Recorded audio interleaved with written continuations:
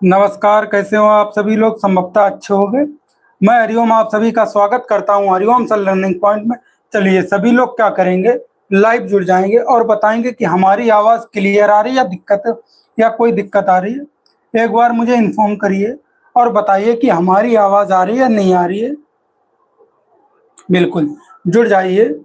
सभी लोग क्या करेंगे, क्लास से जुड़ जाएंगे और मुझे बताएंगे कि आवाज़ क्लियर है। उसके बाद हम क्लास को क्या करते हैं, कंटिन्यू करते हैं।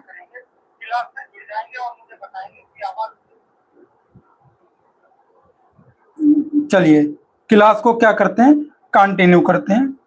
बिल्कुल।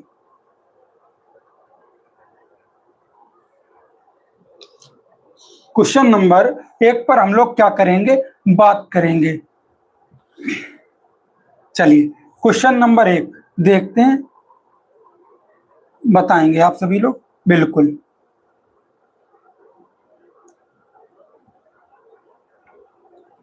बताइए क्वेश्चन नंबर 1, निम्नलिखित भारतीय राज्यों में से किस राज्य की कोई समुद्री सीमा नहीं है? बताएंगे।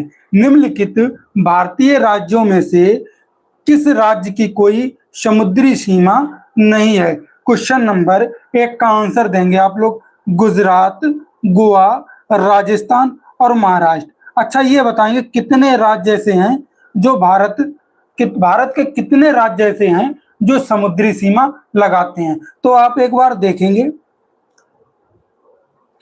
भारत के 9 राज्य हैं। भारत के कितने राज्य हैं? भारत के 9 राज्य हैं जो समुद्र के साथ क्या लगाते हैं, सीमा लगाते हैं। चलिए अच्छा, चलिए पश्चिमी घाट पर देख लेते हैं, पश्चिमी तट पर देख लेते हैं। सबसे ऊपर क्या लगाता है? गुजरात। उसके बाद क्या लगाता है? महाराष्ट्र। और महाराष्ट्र के जैसे ही नीचे पर आएंगे आपको यहाँ पर एक छोटा सा द्वीप दिखेगा। क्या दिखेगा? गोवा। क्या दिखेगा? गोवा। और गोवा के जस्ट नीचे आएंगे तो यहाँ पर क्या दिखेगा? कर्नाटक। और एक पतली सी रेखा में यहाँ पर क्या दिखेगा? केरल। अब चलते हैं पूर्वी घाट की तरफ। अब किधर चलते हैं? पूर्वी घाट की तरफ। पूर्वी घाट की तरफ देखेंगे यहाँ पर क्या है? तमिलनाडु। और तमिलनाडु के थोड़े आप ऊपर बढ़ेंगे तो क्या लगेगा? आंध्र प्रदेश क्या लगाता है? सीमा लगाता है। और उसके बाद आंध्र प्रदेश के बाद उड़ीसा, और उड़ीसा के बाद पश्चिम बंगाल, ऊपर तक सिक्किम तक टच करता है। ऊपर आपने देखा होगा चाइना के बॉर्डर के बीच में सिक्किम, और सिक्किम के नीचे जस्ट पश्चिम बंगाल, और उसके नीचे पूरी ये समुद्री सीमा लगाते हुए आते हैं। तो कितने राज्य हैं? 9 राज्य हैं। 9 राज्य हैं। अब 9 राज्य हैं। इधर पश्चिमी तट की तरफ से कितने राज्य हैं? 5। और पूर्वी तट की तरफ से कितने राज्य हैं? 4 राज्य हैं। बिल्कुल हाँ, इसका जो आंसर होगा वो ए आंसर नहीं, सी आंसर होगा। राजस्थान होगा। नहीं पूछा गया कौन सा सीमा नहीं लगाता है, तो राजस्थान सीमा नहीं लगाता। बिल्कुल सही जवाब, ए आंसर बिल्कुल सही। हाँ, आते ही गलत मारा ए। इसका जो आंसर होगा वो सी आंसर होगा। ए आंसर कैसा होगा? गलत होगा। चलिए क्वेश्चन नंबर 2 देखेंगे। क्वेश्चन नंबर 2, अच्छा कितने राज्य सीमा लगाते हैं? हमने कितने राज्य बताए थे? 9 राज्य क्या लगाते हैं? सीमा लगाते हैं। और 4 यूटी यानी कि यूनियन टेरिटरी। बिल्कुल। चलिए क्वेश्चन नंबर 2 देखेंगे, बताएंगे। क्वेश्चन नंबर 2 बताएंगे, किसी नदी के प्रदूषण स्तर की माप की जाती है? बताएंगे। किसी नदी के प्रदूषण की स्तर की माप की जाती है। क्वेश्चन नंबर 2 बताएंगे आप लोग। एटीपी, एसटीपी या बीओडी या डब्ल्यूपीएल? बिल्कुल, बीओडी क्या होता है? Biological oxygen demand. Biological oxygen demand. और यही ऑप्शन क्या होगा? सही होगा, बीओडी, यानी कि जैव रासायनिक ऑक्सीजन मांग। जैव रासायनिक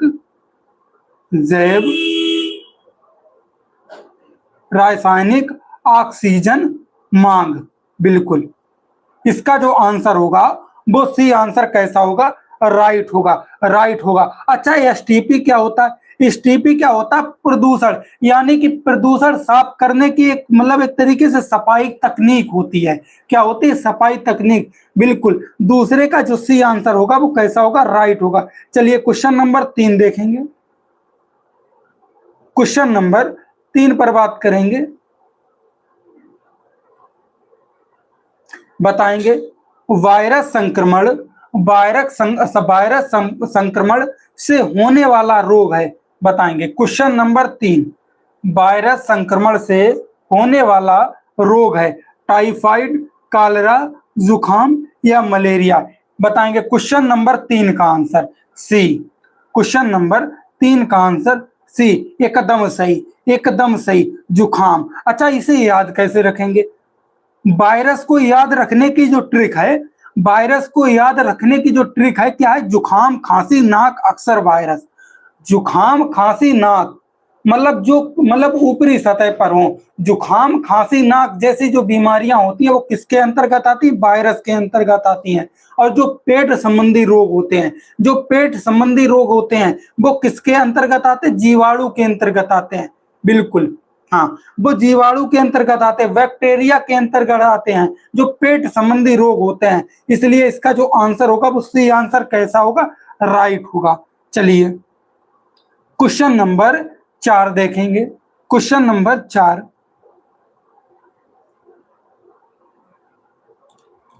बताएंगे। क्वेश्चन नंबर 4 का आंसर बताएंगे।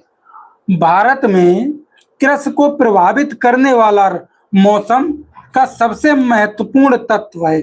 बताएंगे भारत में कृषि को प्रभावित करने वाला मौसम का सबसे महत्वपूर्ण तत्व है। क्वेश्चन नंबर 4 बताएंगे। बिल्कुल, क्वेश्चन नंबर 4 का आंसर दीजिएगा।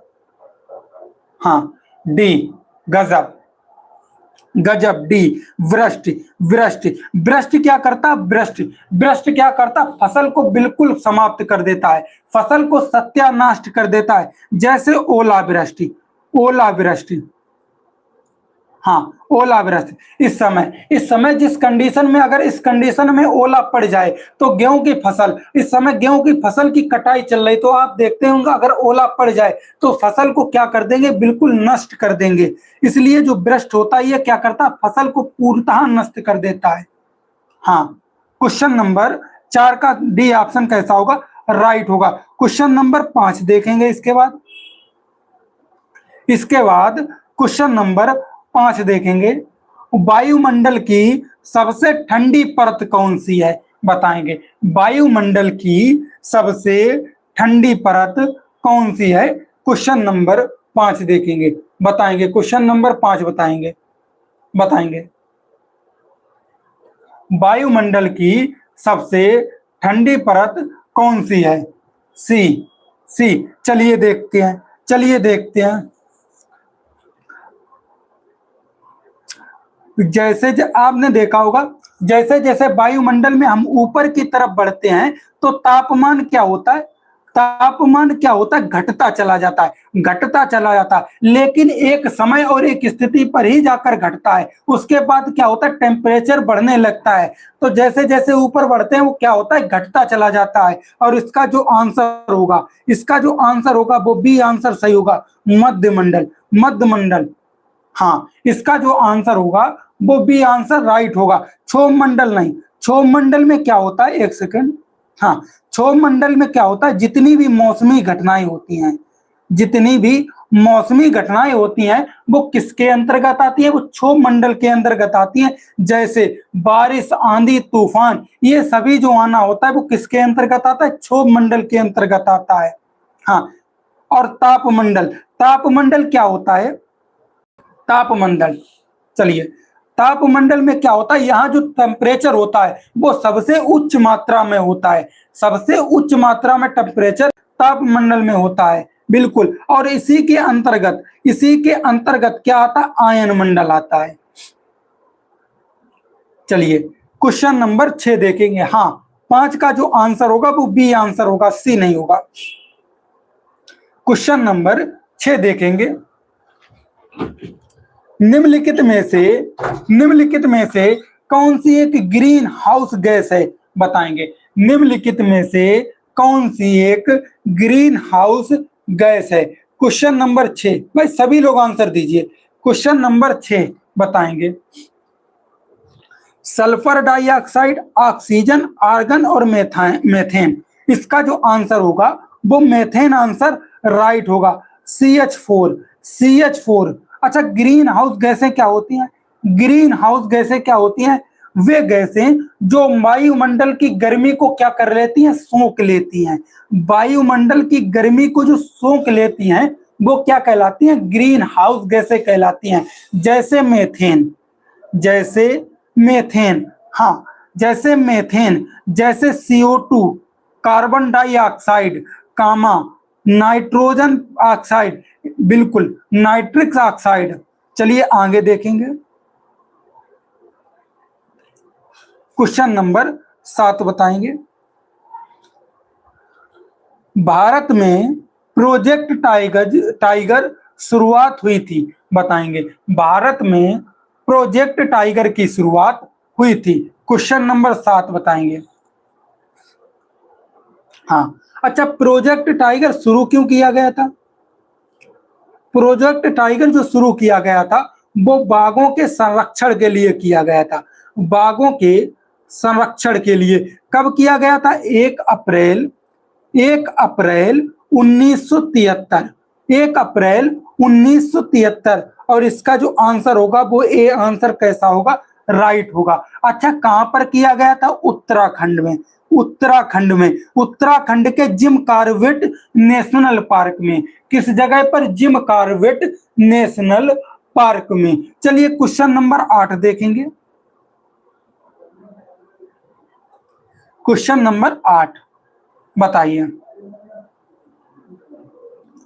पृथ्वी तल से 180 डिग्री सेल्सियस मेरिडियन या उत्तर रेखा तय करती है, बताएंगे। मेरिडियन या उत्तर रेखा तय करती है। Question number 8। और ये किसकी बात कर रहा है? ये किसकी बात कर रहा है? अंतरराष्ट्रीय तिथि रेखा की। अंतरराष्ट्रीय तिथि रेखा की। और इसका जो ऑप्शन होगा वो ए ऑप्शन राइट होगा। बिल्कुल क्वेश्चन नंबर 8, क्वेश्चन नंबर 8 का जो आंसर होगा वो ये आंसर बिल्कुल राइट होगा। बिल्कुल चार, हाँ, पूजा, ये चार एक बिल्कुल सही। 8 का ये आंसर राइट होगा। चलिए क्वेश्चन नंबर 9 देखेंगे। क्वेश्चन नंबर 9, निम्नलिखित में से किस राज्य में गल्फ ऑफ मन्नार मैरीन राष्ट्रीय पार्क स्थित है, बताएंगे। निम्नलिखित में से किस राज्य में गल्फ ऑफ मन्नार मैरीन राष्ट्रीय पार्क स्थित है? क्वेश्चन नंबर 9 बताएंगे। ए गुजरात नहीं। जो गल्फ ऑफ मन्नार है, जो गल्फ ऑफ मन्नार है, यह कहां पर स्थित है? ये समुद्री राष्ट्रीय उद्यान है। और जब समुद्री राष्ट्रीय उद्यान है तो कहां पर स्थित है? तमिलनाडु। तमिलनाडु। क्वेश्चन नंबर 1 पर ही हम बताकर आए थे। चलिए क्वेश्चन नंबर 10 देखेंगे। क्वेश्चन नंबर 10, जनगणना 2011 के अनुसार भारत का लिंगानुपात, बताएंगे। जनगणना 2011 के अनुसार भारत का लिंगानुपात। अच्छा, भारत का लिंगानुपात कितना था? 943। 943 अनुपात 1000। बिल्कुल, हाँ, कौशल कुशवाहा। अच्छा, ए बिल्कुल। भारत का जो लिंगानुपात था वो 943 से 1000 के बीच में था। और इसका जो आंसर होगा वो ए आंसर होगा। 940 और 1000, 940 अनुपात 1000। इसका आंसर ए कैसा होगा? बिल्कुल राइट होगा। चलिए, अच्छा, सबसे अच्छा लिंगानुपात किस राज्य का है, बताएंगे। सबसे अच्छा जो लिंगानुपात है वो किस राज्य का है? और सबसे बेकार लिंगानुपात यानी कि सबसे कम लिंगानुपात किस राज्य का है? तो सबसे अच्छा जो लिंगानुपात है वो किसका? केरल का है। एकदम सही पूजा। हाँ, लिंगानुपात सबसे अच्छा किसका? केरल का है। कितना है? 1084।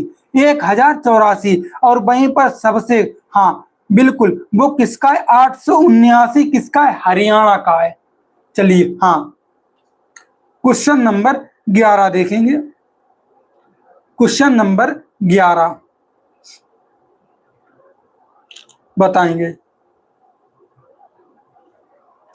बताएंगे। निम्नलिखित में से किस एक प्राणी को किसान का मित्र कहा जाता है? बताएंगे। किसान का मित्र कहा जाता है। Question number 11 B.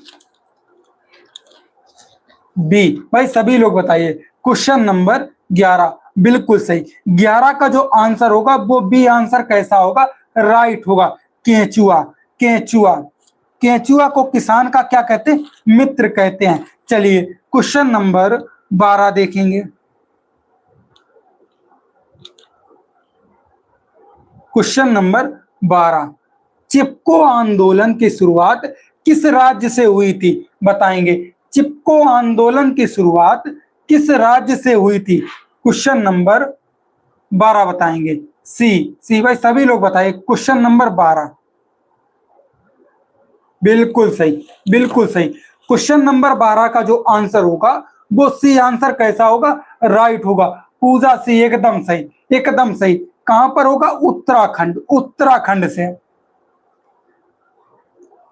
अच्छा, चिपको आंदोलन क्यों स्टार्ट हुआ था? ये पेड़ के कटाव को रोकने के लिए, यानी कि पेड़ की कटाई, यानी कि वनों की कटाई को रोकने के लिए क्या हुआ था? चिपको आंदोलन। और इसमें जो शामिल थे, इसमें जो शामिल थे वो सुंदरलाल, सुंदरलाल, चंडी प्रसाद और चमोल, हाँ चंदी प्रसाद, ये लोग इस आंदोलन में क्या थे? शामिल थे। और ये उत्तराखंड के चमोली जिले में हुआ था। ये कहाँ हुआ था? उत्तराखंड के चमोली जिले में।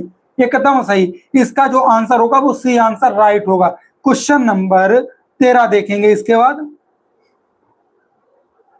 चलिए क्वेश्चन नंबर 13 बताएंगे। जीवों के व्यवहार को, जीवों के व्यवहार का अध्ययन किया जाता है। बताएंगे। जीवों के व्यवहार का अध्ययन किया जाता है। Question number 13। क्वेश्चन नंबर 13, हाँ इटियोलॉजी। इटियोलॉजी ये क्या होता है? रोगों के कारकों का पता लगाना, यानी कि रोगों के कारकों का जो पता लगाना होता है उसको किसके लिए यूज होता है? इटियोलॉजी। और इसका जो आंसर होगा वो सी आंसर एकदम सही होगा। इथोलॉजी। कौशल गजब। 13 सी। पूजा सी गजब। हाँ इसका जो आंसर होगा वो सी आंसर कैसा होगा? राइट होगा। इथोलॉजी। चलिए क्वेश्चन नंबर 14 देखेंगे। समुद्री शैवाल किसका महत्वपूर्ण स्रोत है? बताएंगे। समुद्री शैवाल किसका महत्वपूर्ण स्रोत है? अच्छा, शैवाल। शैवाल ये कैसा होता है? ये खारे पानी में होता है। खारे पानी में। बिल्कुल। और नमक की जो मात्रा होती है वो क्या होती है? अधिक होती है। नमक की मात्रा कैसी होती है? अधिक होती है। एकदम सही। क्वेश्चन नंबर 14, समुद्री शैवाल किसका महत्वपूर्ण स्रोत है? बताएंगे। पूजा। 14 का सी। कौशल सी एकदम सही। आयोडीन। आयोडीन। अच्छा, आयोडीन। आयोडीन की कमी से कौन सा रोग होता है? एक बार बताएंगे। आयोडीन की कमी से कौन सा रोग होता है? बिल्कुल सही। घेंगा रोग होता है। घेंगा रोग होता है। आयोडीन की जो कमी से रोग होता है वो कौन सा रोग होता है? घेंगा रोग होता है। इसमें क्या होता है? गले की गांठ जो होती है वो बढ़ जाती है। गले की गांठ में क्या हो जाती है? सूजन आ जाती है, जिसे थायराइड कहते हैं। क्या कहते हैं? थायराइड। क्वेश्चन नंबर 15 देखेंगे। क्वेश्चन नंबर 15, हाँ सैक लाइकेन है। बताएंगे। सैक या लाइकेन है? क्वेश्चन नंबर 15, लाइकेन क्या है? हाँ क्वेश्चन नंबर 15 बताएंगे। कौशल बी। डी। हाँ एकदम सही। और जो लोग डी आंसर बता रहे वो सही बता रहे। लाइकेन क्या होता है? सहजीवी होती है। अच्छा, परजीवी क्या होती है? ये क्या होता है? ये दूसरों पर निर्भर होते हैं। परजीवी जो होते हैं वो दूसरों पर निर्भर होते हैं। जैसे अमरवेल। अमरवेल। अमरवेल क्या होती है बेटा?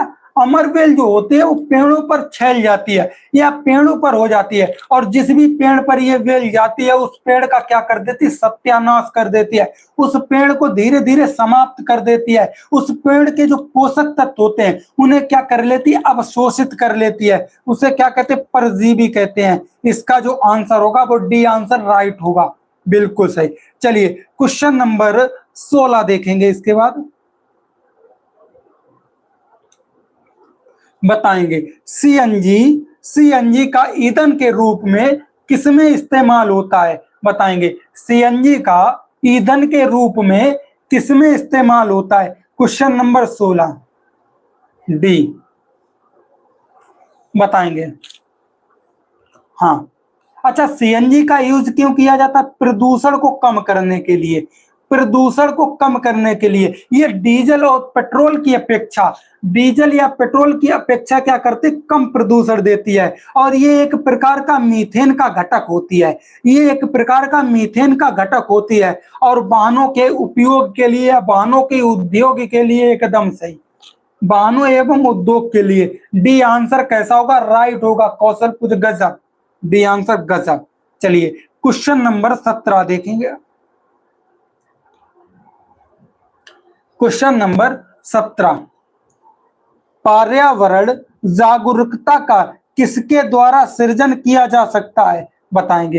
पर्यावरण जागरूकता का किसके द्वारा सृजन किया जा सकता है? क्वेश्चन नंबर 17 बताएंगे। हाँ, अच्छा, पर्यावरण जागरूकता कब आएगी? जब हम बच्चे को क्या कराएंगे? आसपास की चीजें दिखाएंगे, यानी कि उसे भ्रमण कराएंगे और उसे आसपास के वातावरण से संपर्क कराएंगे, वातावरण की जानकारी देंगे। उसे क्या कहते हैं? क्षेत्रीय भ्रमण कहते हैं। और जो क्षेत्रीय भ्रमण होता है यह क्या होता है? बिल्कुल पर्यावरणीय जागरूकता होता है। एकदम सही, इसका जो आंसर होगा बी आंसर, पूजा बी सही है, बिल्कुल सही। चलिए क्वेश्चन नंबर 18 देखेंगे।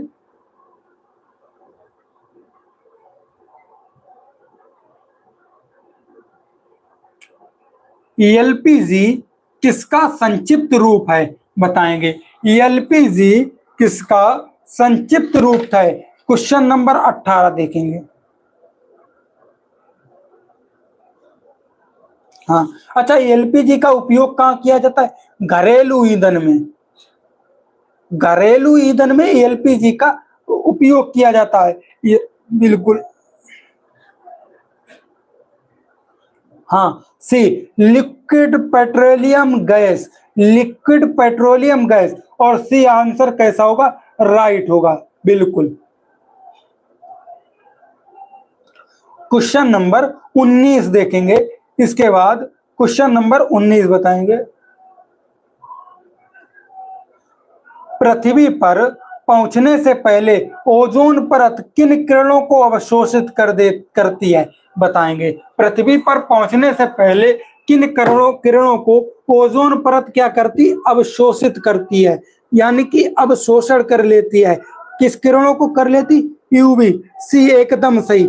परावैंगनी किरणों को, यूवी रेज को, यूवी रेज को क्या कर लेती? अवशोषित कर लेती है। क्योंकि अगर यूवी रेज किसी के शरीर या पृथ्वी के संपर्क में आती हैं तो ये त्वचा संबंधी रोग क्या करती? उत्पन्न कर देती हैं, जैसे कैंसर होना, कैंसर होना। बिल्कुल सही।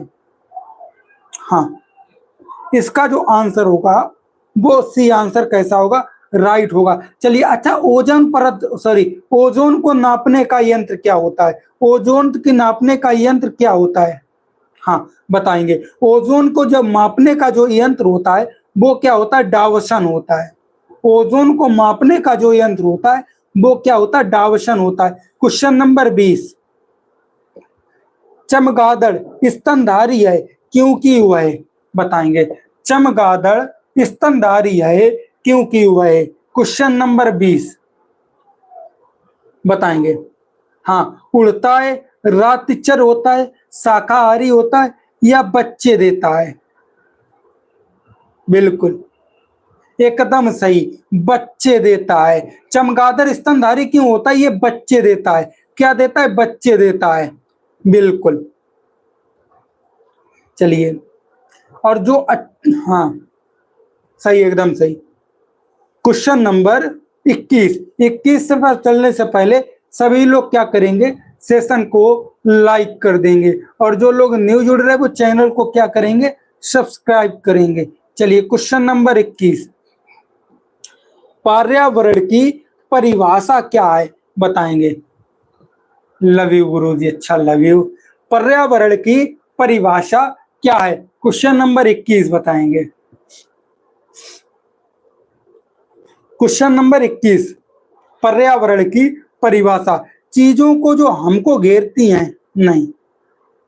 समुद्र तल के नीचे इयोबाइटिक एवं बायोटिक पर्यावरण। इयोबाइटिक क्या होती है? इयोबाइटिक क्या होती है? चलिए क्वेश्चन नंबर 21,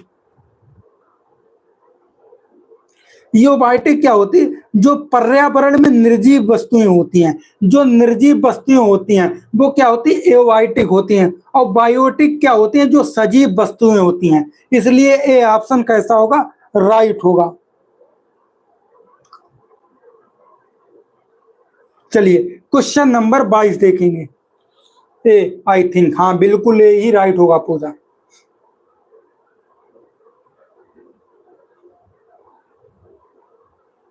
निम्नलिखित में से निम्नलिखित अंतरराष्ट्रीय संस्थाओं में कौन सी संस्था वन्य जीव संरक्षण का समर्पित है? बताएंगे। वन्य जीव संरक्षण में समर्पित है। क्वेश्चन नंबर 22 बताएंगे। इसमें कौन सी होगी? IUCN, बिल्कुल IUCN। और ये क्या होता है? ये गलत टाइप हो गए, ये गलत टाइप हो गए, क्योंकि ये जो संस्था है ये पौधों की जानकारी देती है। चलिए हाँ, क्वेश्चन नंबर 23 देखेंगे। कृत्रिम वर्षा के लिए, मेघ विजन के लिए प्रयुक्त रसायन है। बताएंगे। कृत्रिम वर्षा यानी कि अम्ल वर्षा के लिए। क्वेश्चन नंबर 23, अम्ल वर्षा के लिए, अम्ल वर्षा के लिए ए सिल्वर नाइट्रेट, नहीं। Silver iodide, silver iodide, AgI, silver iodide. हाँ, इसका जो आंसर होगा वो सी आंसर होगा। हाँ बिल्कुल। क्वेश्चन नंबर 24 देखेंगे। बायोडीजल, बायोडीजल तैयार किया जाता है। बताएंगे। बायोडीजल तैयार किया जाता है, या बायोडीजल किस पौधे से तैयार किया जाता है? Question number 24। हाँ बोलेंगे। यूट्रिकेलकुलिया से, यूट्रिकुलेरिया से। बताएंगे। Question number 24।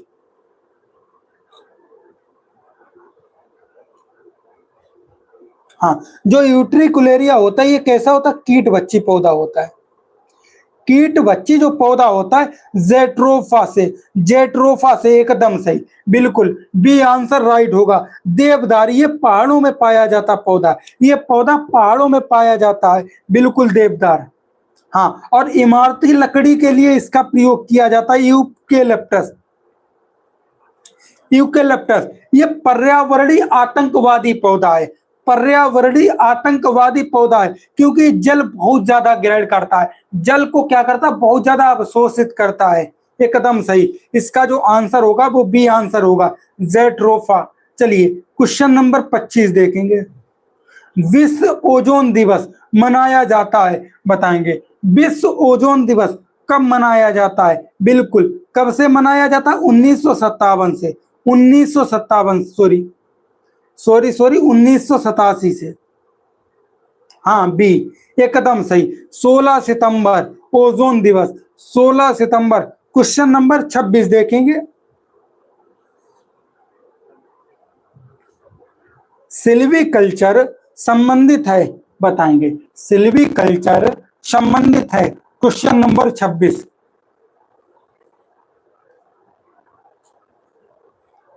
सिल्वीकल्चर वन एवं वन उत्पादन से, बिल्कुल सही, बिल्कुल सही। सिल्क नहीं, ये तो जो सिल्क होता है वो रेशम कीड़न पालन के लिए होता है, ये तो रेशम, रेशम कीट पालन के लिए होता है सिल्क, बिल्कुल, जिसे सेरीकल्चर कहते हैं, सेरीकल्चर, एकदम सही। फूल आप जानते हैं? फ्लोरिकल्चर, फूल कहाँ? फूल पालन, फूलों फूलों का बाग, ये क्या होता है? सिलेरिकल्चर होता है, बिल्कुल सॉरी, फ्लोरिकल्चर, फ्लोरिकल्चर होता है। आगे देखेंगे। बिल्कुल सही। बफरिंग नहीं, तो बफरिंग नहीं हो रही होगी, हो रही? अच्छा, हो सकता है नेटवर्क प्रॉब्लम हो। क्वेश्चन नंबर 27 देखेंगे। निम्नलिखित में से किस जनपद में चंद्रप्रभा वन्यजीव अभयारण्य स्थित है? बताएंगे। निम्नलिखित में से किस जनपद में चंद्रप्रभा वन्यजीव अभयारण्य स्थित है? ए लखीमपुर। नहीं। कहां पर स्थित है? यूपी के चंदौली में। यूपी के चंदौली में चंद्रप्रभा चंद्रप्रभा यूपी के चंदौली में। और कब इसकी स्थापना हुई थी? 1957 में। 1957 में स्थित। लखीमपुर में तो दुधवा राष्ट्रीय उद्यान है। लखीमपुर में जो है वो दुधवा राष्ट्रीय उद्यान है। और लखनऊ में जो है बिल्कुल नवाबगंज पक्षी विहार। नवाबगंज पक्षी विहार ये कहां पर है? लखनऊ में है। चलिए क्वेश्चन नंबर 28 देखेंगे। निम्नलिखित में से कौन द्वितीय श्रेणी के अंतर्गत आता है? बताएंगे। निम्नलिखित में से कौन द्वितीय श्रेणी के अंतर्गत आता है? अच्छा, प्रथम के अंतर्गत आता कौन आता है? प्रथम श्रेणी के अंतर्गत जो शाकाहारी होते हैं। हाँ, जो शाकाहारी होते हैं वो प्रथम के अंतर्गत आते हैं। द्वितीय के अंतर्गत क्या आता है? जो शाकाहारी को खाते हैं। जो शाकाहारी को खाते हैं वो किसके अंतर्गत आते हैं? द्वितीय। और तृतीय अंतर्गत क्या आते हैं? जो बिल्कुल जो शाकाहारी जानवरों को खाते हैं, बिल्कुल ये तृतीय के अंतर्गत आते हैं। एकदम सही। बी आंसर कैसा होगा? राइट होगा। हाँ, ए नहीं होगा। इसमें क्या पूछा गया? द्वितीय पूछा गया। हाथी तो ए में आएगा और जो शेर आएगा वो तृतीय में आएगा। हाथी और बकरी ये किस में आएगी? प्राथमिक में आएंगे। Question number 29। झूम खेती होती है। बताएंगे। झूम खेती किस राज्य में होती है? केरल, बिहार, मेघालय, तमिलनाडु। झूम खेती और एकदम सही मेघालय में होती है। झूम खेती किस राज्य में होती है? मेघालय। सी ऑप्शन होगा। क्वेश्चन नंबर 30 और क्वेश्चन नंबर लास्ट। शुष्क बर्फ किसका कठोर रूप है? बताएंगे। शुष्क बर्फ किसका कठोर रूप है? बताएंगे। बी बी बी बी एकदम सही। Carbon dioxide. Carbon dioxide. चलिए यहीं पर क्या होता है? सेशन क्या होता है? समाप्त होता है। बिल्कुल। चलिए सभी लोग क्या करेंगे? सेशन को लाइक कर देंगे और बताएंगे मुझे कि आपको क्लास कैसी लगी, कैसी नहीं लगी। और जो लोग न्यू जुड़ रहे हैं वो सभी लोग क्या करेंगे? चैनल को सब्सक्राइब करेंगे। बिल्कुल। चलिए फिर हम क्लास